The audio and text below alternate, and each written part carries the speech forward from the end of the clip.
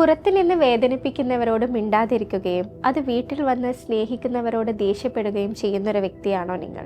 നിങ്ങളോട് പ്രതികരിക്കില്ല എന്നുറപ്പുള്ള വ്യക്തികളോട് ഇത്തരം അധികാരം കാണിക്കുന്നത് ദേഷ്യത്തിൽ നിന്ന് മാത്രമല്ല, ഇതൊരു ഡിസ്പ്ലേസ്മെൻറ്റ് രീതി കൂടിയാണ്.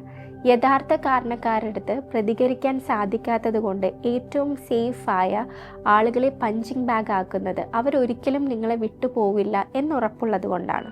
ഇത് അവരോട് കാണിക്കാവുന്നതിൽ വെച്ച് ഏറ്റവും വലിയൊരു അനീതിയാണ്. ചെറിയ കാര്യങ്ങൾക്ക് പോലും ഔട്ട്ബേസ്റ്റ് ഉണ്ടാകുന്ന സമയത്ത് ഒരു പക്ഷേ നിങ്ങളൊന്ന് കാമാവുമായിരിക്കാം, എന്നാൽ അവർക്കത് താങ്ങാവുന്നതിന് അപ്പുറമാണ്.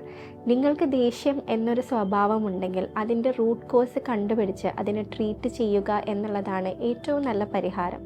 മറ്റുള്ളവരോടുള്ള ദേഷ്യം പ്രിയപ്പെട്ടവരുടെ മേൽ അടിച്ചേൽപ്പിക്കാതിരിക്കൂ. Break this pattern and protect your people.